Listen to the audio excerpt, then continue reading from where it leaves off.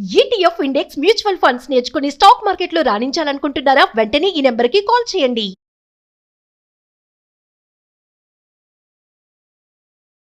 నమస్తే, సుమన్ టీవీకి స్వాగతం. ప్రస్తుతం మనతో పాటు ప్రముఖ ఆధ్యాత్మికవేత్త మాడుగుల శివప్రసాద్ గురుగారు ఉన్నారు. వీరితో ఈరోజు కొన్ని విషయాల గురించి మనం చర్చిద్దాం.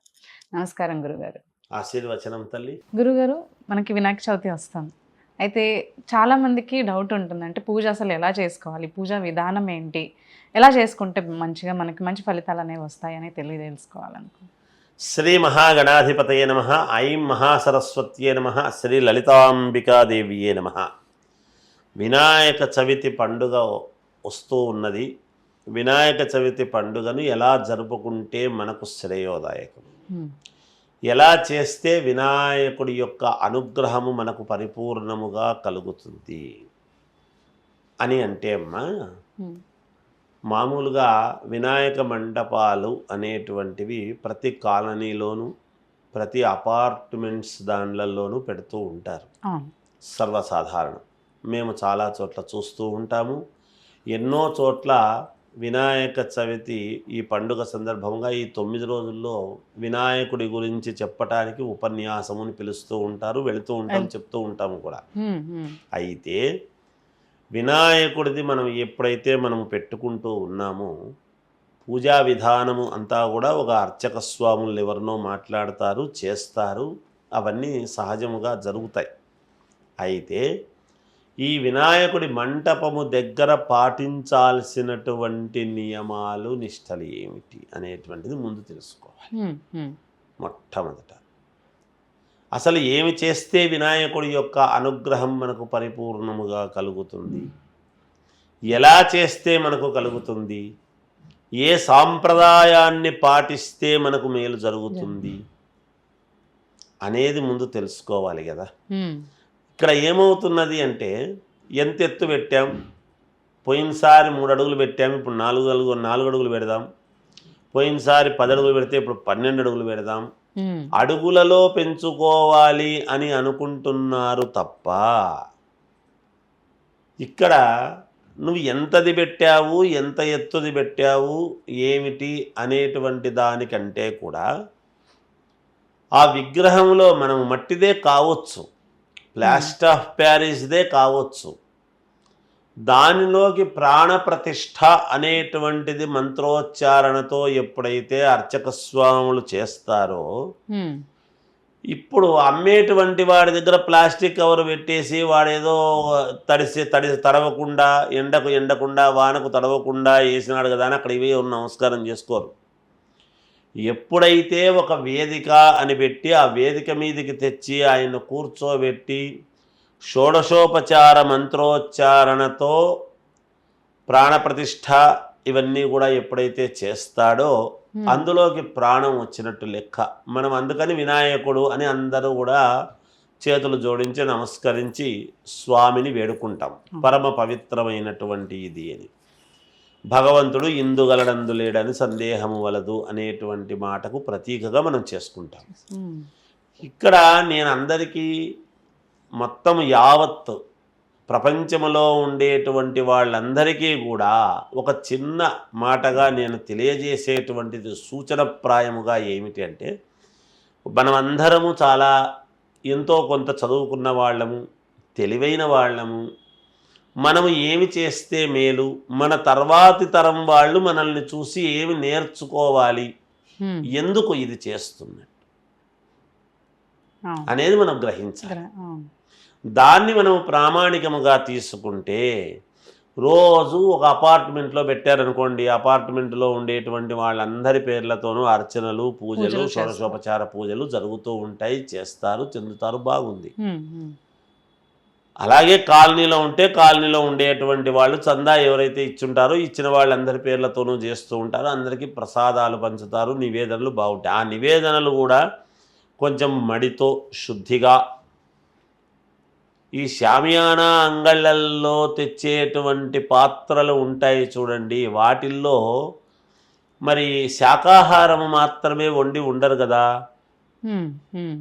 అందువలన అవి మనం మామూలుగా మడికి నివేదన అనేటువంటిది, ప్రసాదము అనేటువంటిది ఎప్పుడు వస్తుంది అంటే విడిగా ఆ పండుగ వచ్చినప్పుడు మాత్రమే వాడటానికి కావాల్సినటువంటి ఒక గిన్నెలు తీసుకొని వాటిల్లో మాత్రము వండి జాగ్రత్తగా చేస్తే ఆ ఫలం అనేటువంటిది మనకు వస్తుంది. చిన్న తప్పు చేసినా ఉపయోగం లేదు.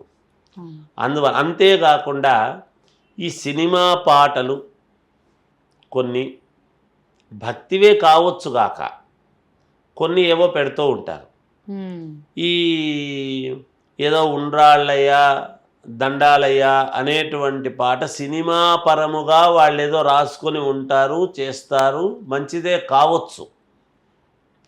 కానీ ఈ పాటల వలన అని కాదు అక్కడ కావాల్సింది.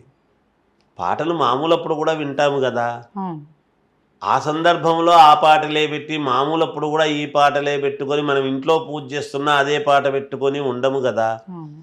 ఇక్కడ చెయ్యాల్సినటువంటిది ఏమిటి అంటే ఎప్పుడైనా వేద పండితులు మనకు నడిచే దేవుళ్ళు.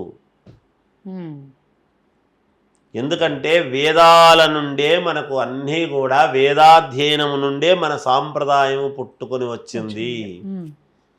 వేద పండితుల యొక్క వేద ఘోష అనేటువంటిది ఉదయము సాయంకాలము ఎప్పుడైతే రోజు ఆ మండపము దగ్గర గనక చెప్పిస్తారో ఆ వేదము చదువుతూ ఉన్నప్పుడు ఆ మండపములో చేస్తూ ఉన్నప్పుడు ఆ కాలనీ వాళ్ళకందరికీ కూడా మేలు జరిగే అవకాశము. వేద పండితుల యొక్క ఆశీర్వచనము చాలా అవసరము. అర్చకుడు చేసేటువంటి పూజ ఎంత అవసరమో అందుకే ప్రతి దేవాలయములో కూడా గర్భగుడిలో చేసేటువంటి అర్చకుడు చేసేటువంటి పూజ ఎంత ప్రధానమో దేవాలయ ప్రాంగణంలో ఒక చోట అని కూర్చుని వాళ్ళు వేద పారాయణం అని చేస్తూ ఉంటారు. ఆ వేద పారాయణము చేసేటువంటి దాని వలన గుడికి అంతా కూడా మహత్తు కలగటానికి అవకాశం.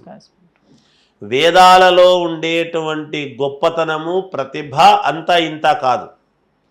వాళ్ళు వేద పారాయణం అనేటువంటిది దేవాలయాల్లో చేస్తూ ఉంటారు. మరి దేవాలయాల్లో అంతటి పవిత్రత ఎక్కడి నుంచి వస్తుంది, ఎలా వస్తుంది అంటే ఈ అర్చకుడు గర్భగుడిలో దేవుడు ఉండేటువంటి దానికి చేసేటువంటి విధానమును ఆలయం గర్భగుడి బయట వేద పారాయణము చేసేటువంటి వేద పండితుల యొక్క దీనివల్లను ఆ ఆలయము మొత్తము ఎప్పుడైతే పవిత్రత చేకూరుకుంటుందో ఆ ఆలయము వలన తద్వారా ఆలయము ఉండేటువంటి కాలనీ కావచ్చు, ఊరు కావచ్చు, ఊరంతా బాగుపడడానికి అవకాశం ఎక్కువ.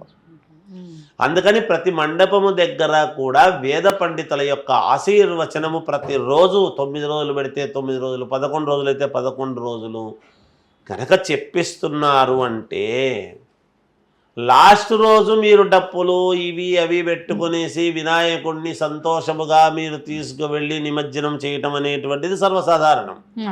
ఎందుకంటే 9 రోజుల కంటే వినాయకుడిని భరించడం చాలా కష్టం. ఎందుకు భరించలేమో తర్వాత దానిలో కూడా చెప్తాను నేను. ఎందుకంటే మనం ఎందుకు వినాయకుడిని 11 రోజులకు నిమజ్జన, 10 రోజులకు 9 రోజులకు నిమజ్జనం, 5 రోజులకు నిమజ్జనం, 3 రోజులకు నిమజ్జనం అని మనం పెట్టుకుంటున్నాము అంటే వినాయకుణ్ణి భరించడము చాలా కష్టము. అది తెలుసుకోవాలి.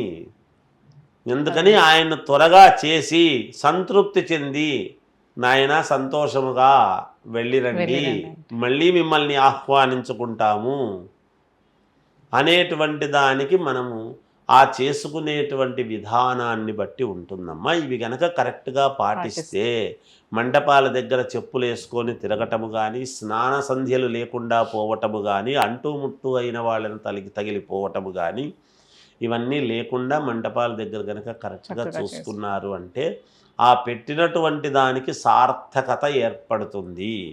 భగవంతుడు అందరి యందు సమానమైనటువంటి దృష్టితో మనల్ని కాపాడబడతాడు వినాయకుడు అని తెలియజేస్తూ జయోస్తు. ధన్యవాదాలు గురుగారు.